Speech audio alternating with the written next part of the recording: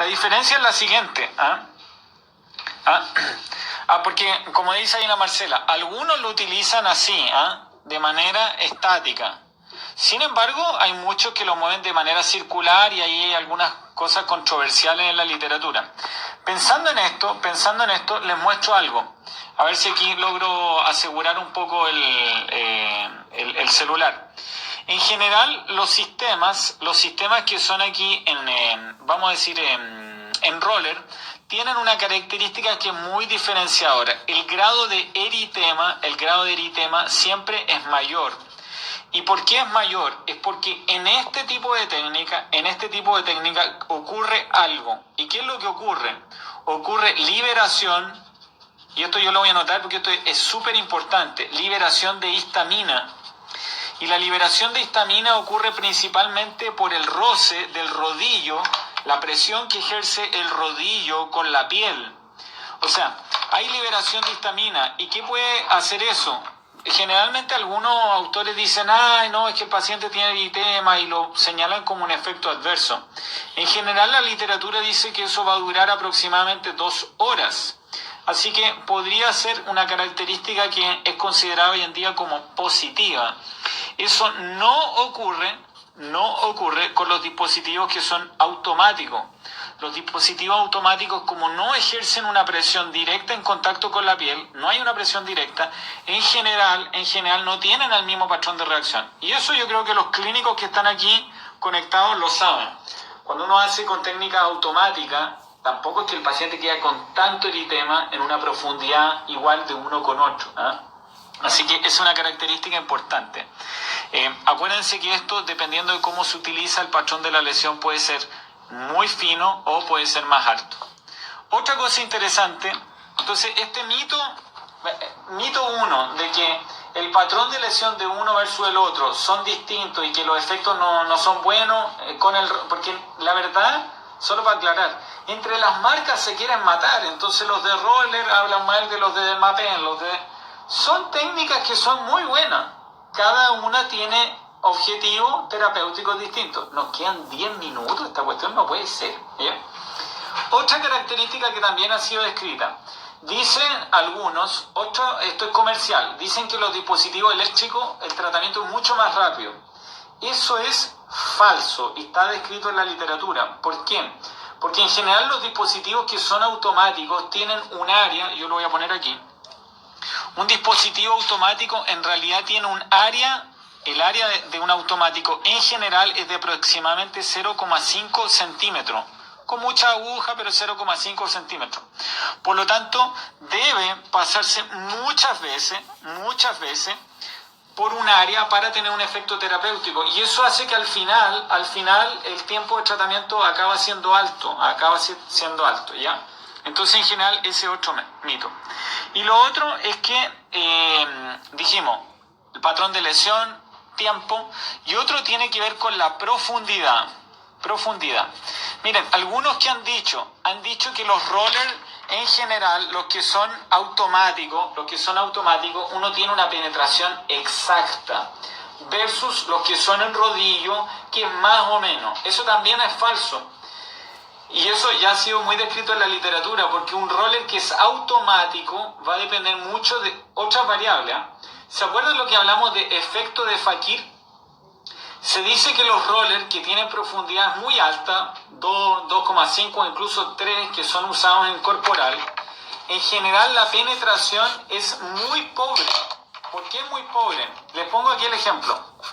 Les voy a hacer aquí un monito.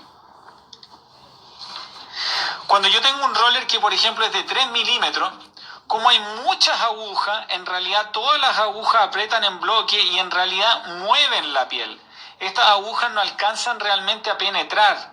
Por ende, se asocia mucho a eso. O sea, cuando son dispositivos automáticos, ojo aquí, automáticos, que tienen profundidades altas, no son dispositivos buenos. ¿Por qué no son dispositivos buenos? Porque las agujas no logran penetrar bien y mueven la piel en bloque. Por ende, los dispositivos automáticos son muy efectivos con penetraciones estándar. Yo les dije que ¿qué penetración? Es una pregunta muy común. ¿Qué penetración hay que utilizar? Nos quedan un par de minutos. Miren, el endpoint clínico hoy en día, existe un mito relacionado a qué profundidad utilizar. Y aquí está la esencia del desastre. A ver si aquí les hago un esquema. Miren, si ustedes pueden aquí, como dice ahí el Nico, va a depender de la zona a tratar. Pero miren, antiguamente todos los clínicos querían llegar a la dermis, que sangre, etcétera. Pero miren, les muestro aquí algo interesante. Algo interesante. Aquí voy a firmar el teléfono, aquí me van a ayudar. Muy bien. Perfecto. Todos los clínicos antiguamente querían llegar a la dermis. Existe la dermis que nosotros conocemos como papilar y dermis reticular, en donde hay fibras colágenas, elásticas. Bueno, el endpoint clínico hoy en día, ¿en dónde está centrado? Está centrado en llegar a un espacio que está aquí, que se llama UDE, Unión Dermoepidérmica. ¿Por qué se quiere llegar ahí? Porque específicamente en ese lugar, en lo que se conoce como unión dermoepidérmica, nosotros tenemos dos objetivos de tratamiento. ¿Qué hay ahí? Está la capa germinativa, en donde se puede estimular, ¿qué cosas? Se pueden estimular queratinocitos, y se pueden estimular también, ¿qué hay aquí? Todo lo que tiene que ver con los melanocitos. Por lo tanto, cualquier paciente que tenga alguna afección relacionada con las células, o podríamos decir los queratinocitos, cualquier tratamiento que está relacionado a remodelar un tejido o remodelar una cicatriz, es una zona de tratamiento. Y cualquier paciente que quiere tratar a alguien que tenga algún problema de hiperpigmentación o algún desorden de la pigmentación, ese es un endpoint clínico. O sea, la idea es llegar ahí. Si uno sobrepasa eso, o sea, cuando uno va a profundidades mayores, ¿qué estimula aquí? Cuando uno llega a la dermis, estimula en realidad otra cosa, estimula acción de plaquetas. O sea, lo que uno hace en profundidades que son mucho mayores es estimular una respuesta de remodelación, de cicatrización. Entonces la pregunta es, como decían por ahí, ¿qué es lo que yo quiero tratar? O sea, ¿a dónde quiero llegar? Entonces, todo va a depender del paciente. El detalle es algo interesante. ¿Qué profundidad tenemos hasta ahí? O sea, si yo quiero llegar a esta estructura, 0,15 milímetros. Va a depender un poco de las variables del paciente. O sea, 0,15 milímetros. ¿Y cuántos milímetros yo necesito para llegar hasta ahí? Aproximadamente la literatura dice que para estimular las plaquetas yo necesito, ¿cuánto? 0,6 milímetros. ¿Por qué les comento esto? Porque hay muchos clínicos que en realidad les encanta utilizar profundidades mayores a 1 milímetro. Eso hoy en día no tiene ningún sentido, porque en realidad el efecto adverso va a ser ¿cuál?